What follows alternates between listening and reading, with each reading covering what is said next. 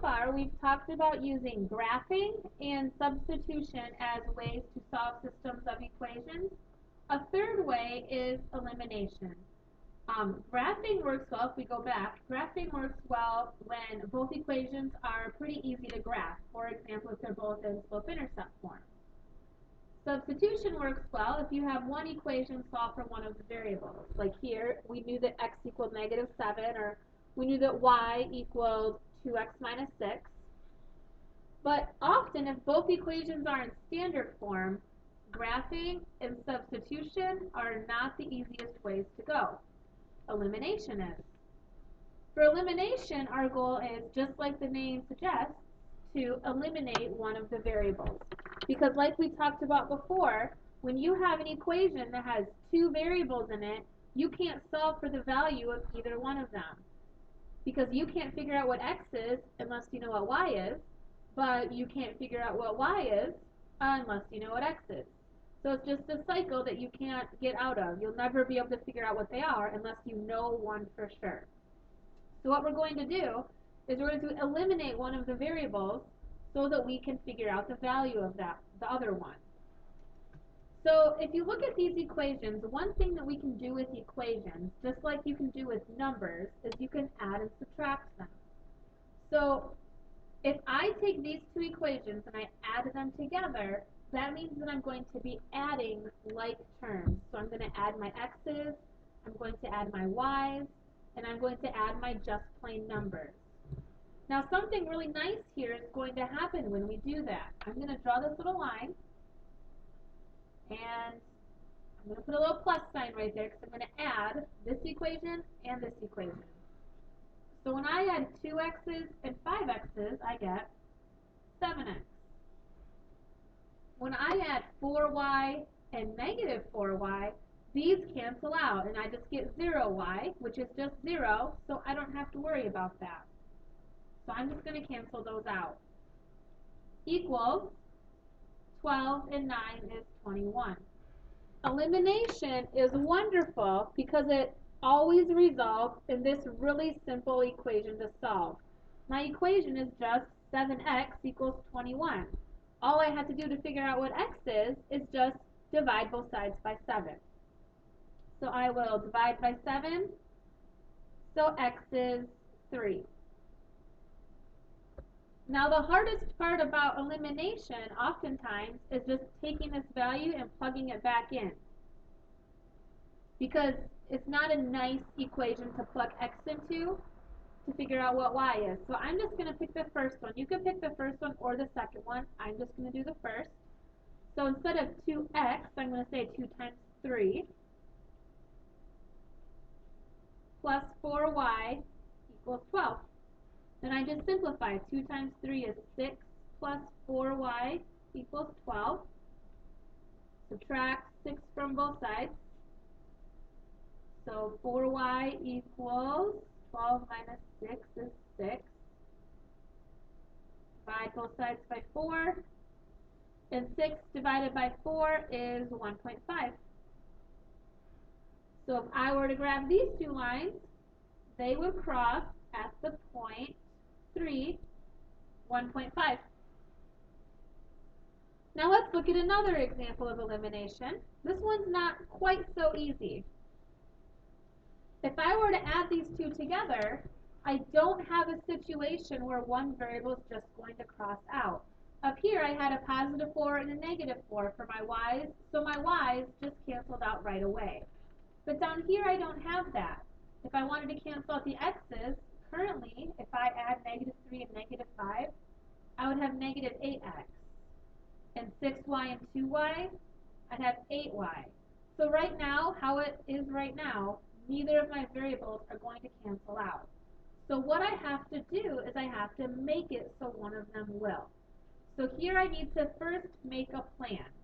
My plan starts with which variable do I want to get rid of, and I can pick the x or I can pick the y. I'm going to pick the y because I know that 6 is a multiple of 2. So I only need to multiply this bottom equation by something to make it be a 6 and a -6, so it will cancel out. Then I ask myself, okay, if I want to get rid of this y, I need to make this into a negative 6, because 6 and negative 6 will cancel out. How do I make the 2 a negative 6? And the answer to that question is, I multiply it by a negative 3. 2 times a negative 3 would make it a negative 6.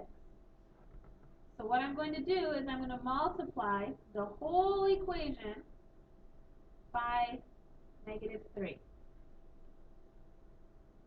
So now, if I rewrite that first equation, that one stays just how it is. So it looks like that. The second one is going to change. I'm going to multiply everything in here by a negative 3.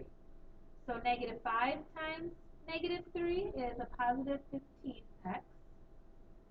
2y times negative 3 is negative 6. Whoops, that should be a y up there. Y. And negative 3 times negative 3 is a positive 9, so equals a positive 9. Now, when I add these together, a beautiful thing happens. The y's are going to eliminate. So I have 15x and negative 3x combined to give me positive 12x. Those go away. The 6 and negative 6 is just 0 y's. And 15 and 9 is 24. So again, I'm left with this really nice little equation to solve. Divide both sides by 12, so x is 2. And if I know that x is 2, I can plug that in there and figure out what y is. So I have negative 3 times 2 plus 6y equals 15. Negative 3 times 2 is negative 6 plus 6y equals 15.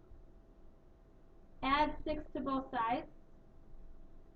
So then I have 6y equals 21. Divide by 6. And 21 divided by 6 is 3.5. Because 6 times 3 is 18, and then there's 3 left, and so it'd be 18 and or 3 and 3 6, which is 3.5.